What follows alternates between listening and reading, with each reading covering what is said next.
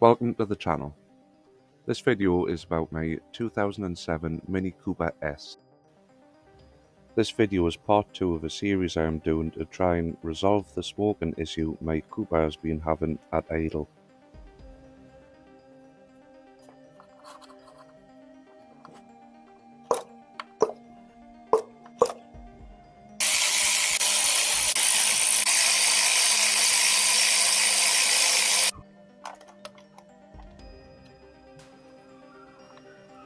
In this video I'm going to be using seafoam, which I've never used before. I'm currently taking the spark plugs out so I can have a look into the cylinders using an endoscope. I'm not sure what I hope to achieve with seafoam. I don't think it's going to help much with the smoking issue, but we'll give it a go.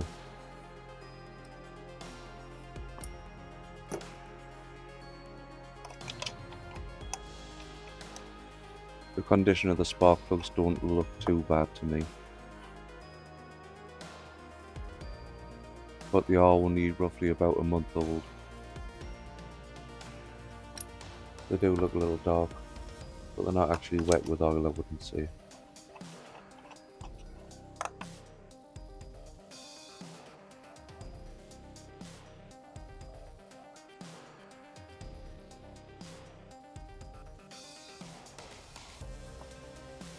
Let's take a look in the cylinders.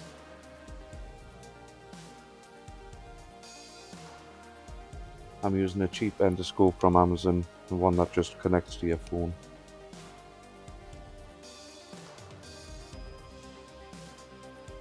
This is cylinder 1. The view's not brilliant, I can see a little bit of oil in there.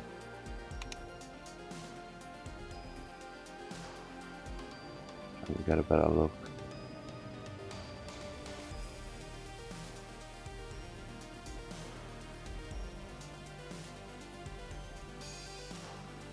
Other than the oil, it looks pretty clean to me.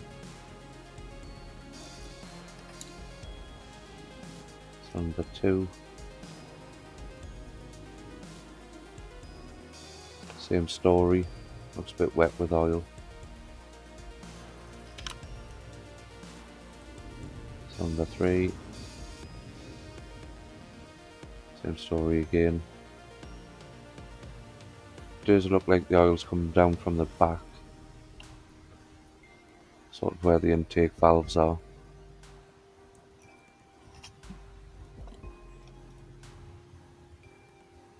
Cylinder 4.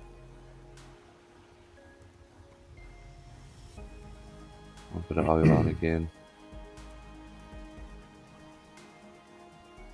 They've all been wet at the back. And all pretty much same story, they all look quite clean, other than the oil.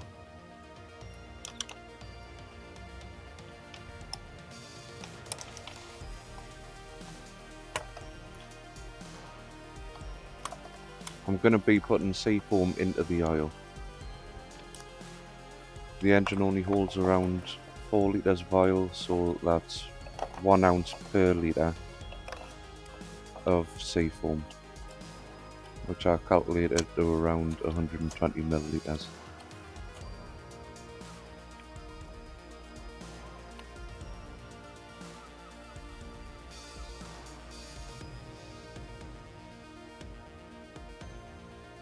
On the can it does say that it reduces emissions, and I think it'll be interesting to see what the results are of how well it cleans the engine. I'm going to be putting the 120ml into the oil and the rest is going into the petrol tank. And that looks like about 120ml.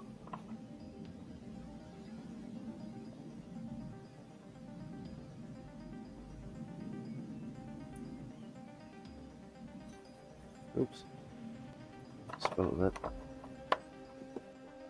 I didn't have a funnel small enough that would go into the petrol tube, so I've had to use this like liquid pump to pump it straight into the tank from the can.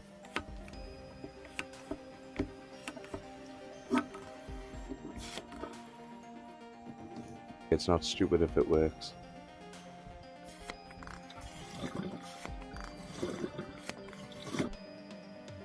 I drove the car 300 miles as directed on the back of the seafoam tin.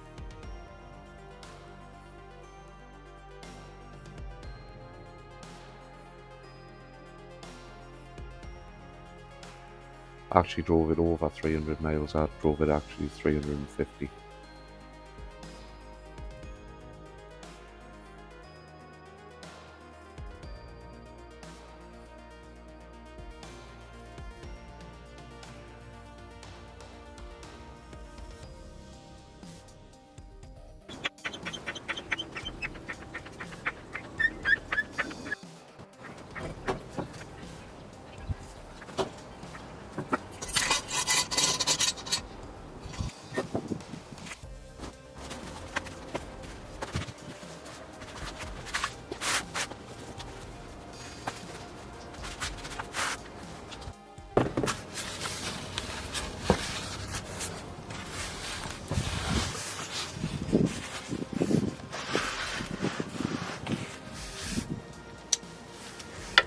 I would like to remind you, if you're doing your own oil changes, let the car cool down a little bit, because as you're about to see,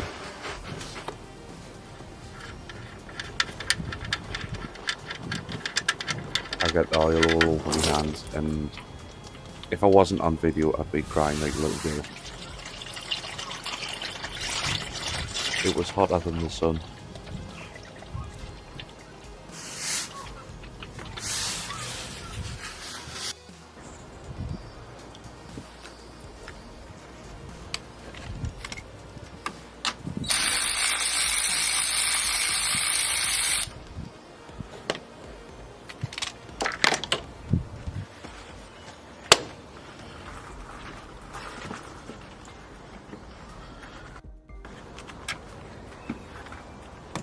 That connector needs replacing. It leaks every time you turn it over, but it doesn't leak when you're driving around. So I'm not concerned about it at the minute.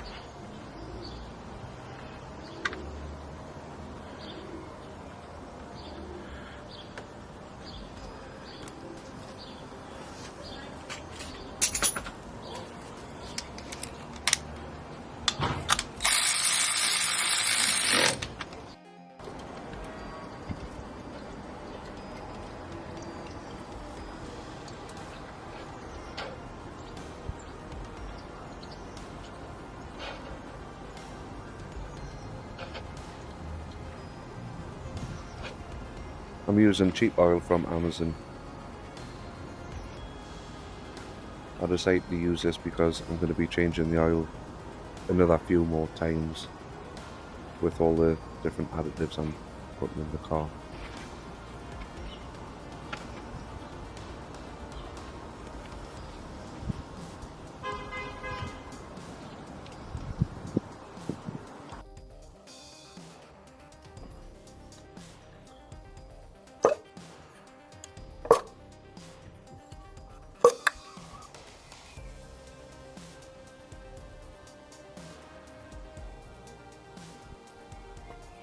The spark plugs had actually all lightened up since before using the seafoam, so there's one difference.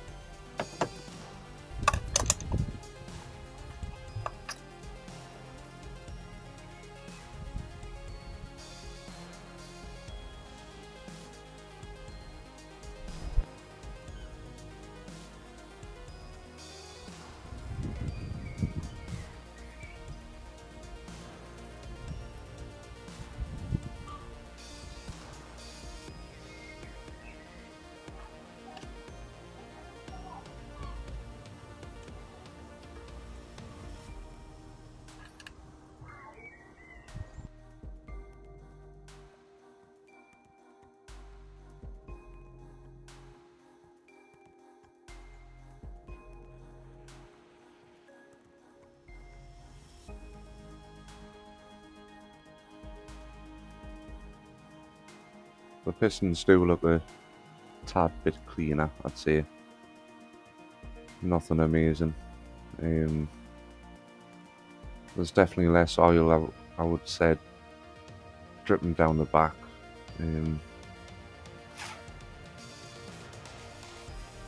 Cylinder 2.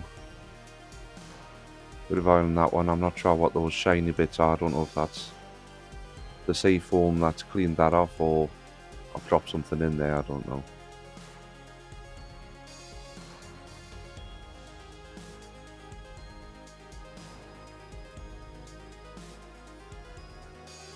Trying to get a better look at it. Cylinder 3.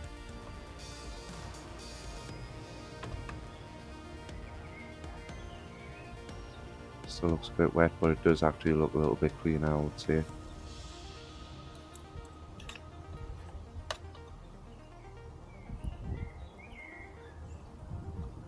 Cylinder 4. Bit drier, bit cleaner, same sort of story.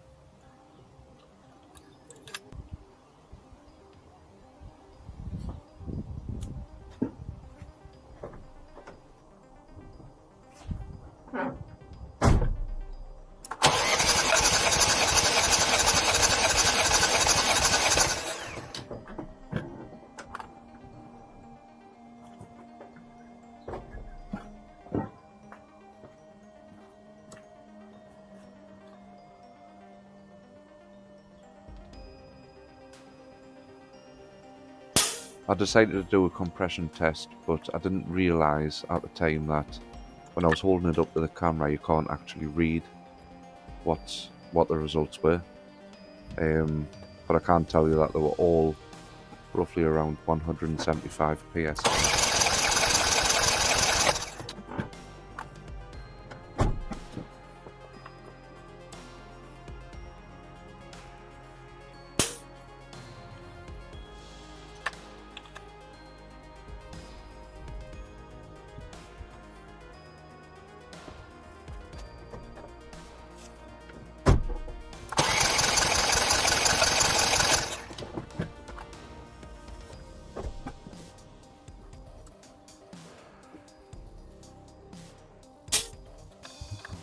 Stay up there, John, stay up there.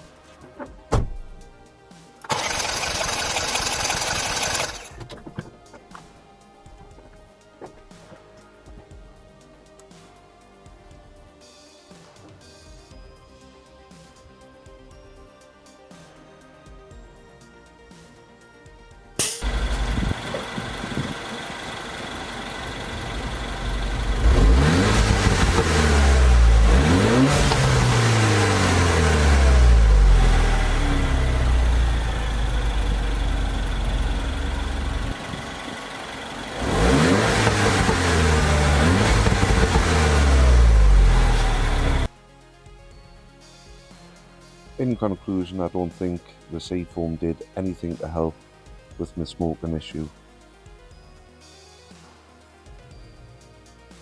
In the next video, I'll be trying wind stop leak.